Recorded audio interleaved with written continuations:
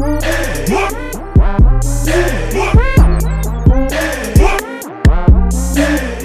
was like so happy to report like this is my first weekend out without having a panic attack, but then I got actually attacked physically.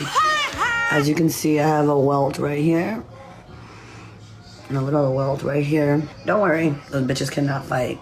But two black women in their 40s decided to attack me as I was leaving their establishment. I was like, what's going on YouTube? It's your boy Ron, back with another video. If you're new to the platform, welcome to the tribe. By the end of this video, I hope you subscribe. Man, to be honest with you, I really didn't think this woman would pop back up in the picture, but apparently, yeah, this woman got attacked again, this time by women. But what I find interesting is that she's not making a big fuss about it like she was when she got hit by a man and you literally got into a fist fight with these women, and supposedly you didn't feel the need to run to the authorities and hold them accountable the same way you held that man accountable. Don't you find it a little bit strange that you want to hold a man accountable, and from what I could tell, you still can't prove anything or whether or not a man really attacked you or not? But when you get jumped, outnumbered by women, you don't feel the need to report that or anything. So it's cool to hold a man accountable for attacking you, but when you're getting attacked by more than one woman, you don't feel the need to hold them accountable? I find that a little bit weird. And I also want to give speaking accountable, I want to give a shout out to Miss Accountability herself, Celebrity Podcast. I am going to leave the tag to her channel. Please, I beg of you guys, subscribe to her channel, man.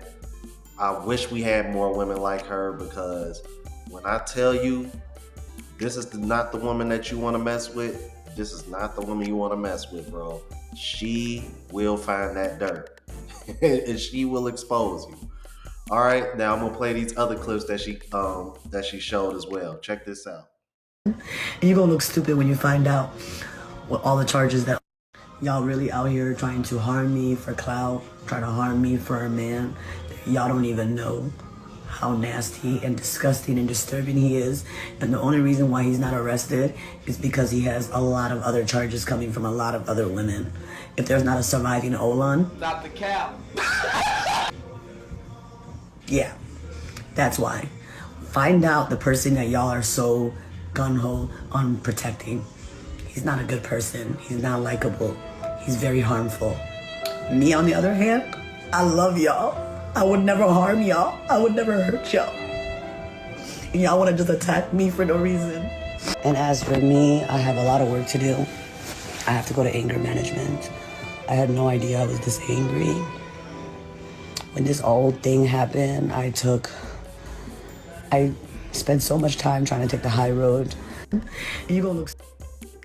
You didn't realize you were that angry?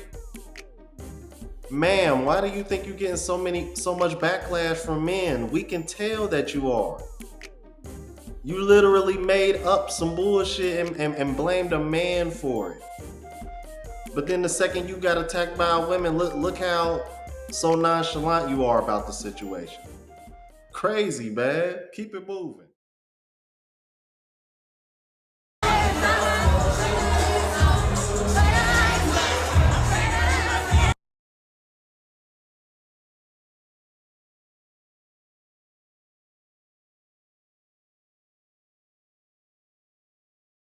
A few moments later. Two black women in their 40s decided to attack me as I was leaving their establishment. To those two old raggedy ass ladies, pick me ass bitches, you'll never be chosen.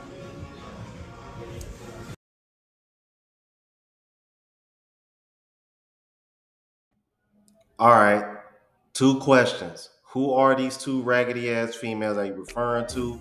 And are those the two chicks that you are referring to? And here's my thing. If those aren't the women that you are referring to, why didn't those two chicks help you fight the other 2 women that you claim attacked you. You see how she keep getting into all these kind of scuffles and these situations and shit just don't add up? This is why we don't believe you. You need more people. Like, for real, it's not making any sense. Nothing adds up. But again, you guys, I'm gonna make sure I'm gonna leave Celebrity Podcast. I'm gonna tag her on this in the description, man. Again, please subscribe to her channel, you guys, and salute to her. All right. Now, I gotta give you guys an update on the situation with Joe Smith and his wife. Check this out. Question is, where's How Joe? are you guys doing? Where's Joe? He's pretty pissed off with me. So he's been, I think he's at his sister's house. He's not talking to me right now. So yeah. Keisha, how long ago, obviously we saw in the video that Joe's saying he had no idea that you had this account. How long is the account, have you had the page? I've had the page for at least over a year. It's on my Instagram and my LinkedIn, but that's what happens when you don't pay attention to your wife, period. No, what you're doing is making an excuse to try to alleviate yourself from accountability and blame him, quote unquote, not paying attention to your social media as an excuse to him for him saying that he's not paying attention to you per se. Maybe he just not into social media like that. Women are on social media far more than men are. We don't care about social media like y'all do. That's probably why he never noticed it. Let's keep it moving. Period. And you know, he has a friend that he's been entertaining, and she decided that, you know, she wants to really put a bigger, you know, wedge in our relationship. So she went digging around my page and was like, "Oh, do you know that she has this?" And it blew up from that. And it's no secret Joe's financial issues, you know, and I have always made a good life for myself, you know.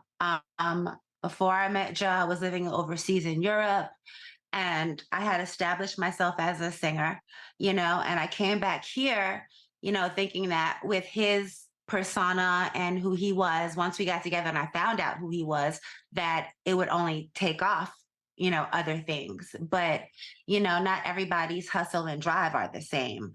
And So in other words, you thought that your music career would take off if you went and hooked up with somebody with higher status than you, and you was going to use him as a launching pad for your music career, and it didn't work out that way.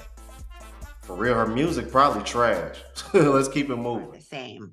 And depression is a serious thing also. So, you know, I've been just like, you know, supporting and dealing and going through his trials and tribulations with him. I've started several businesses, you know, I've been doing a lot, like, and I just figured out, I have a home in Cape Verde I'm trying not to lose, and a roof over here we're trying to maintain that we almost got kicked out of. So I just kicked in the drive and did what I had to do, you know, and he won't do it. So I had to, and I'm sorry, you knew I was an adult video star when you met me. So if I would do anything for my own survival, then what makes you think that would change now? When I retired from the adult industry, I promised myself, if I don't sing, I don't eat.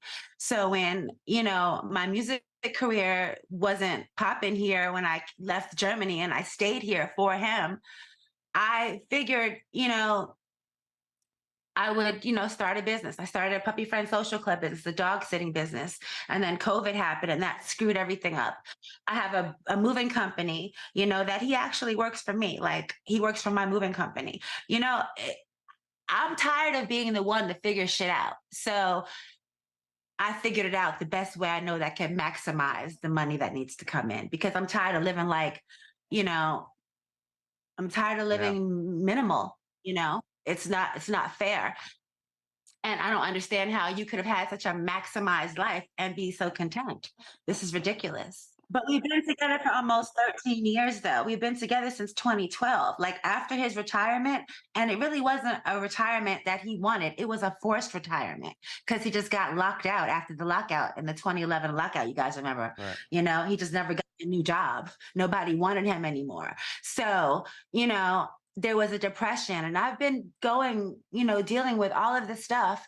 And I'm sorry, I'm not sorry for what I'm doing. I'm just sorry that he can't understand that that wasn't a selfish decision.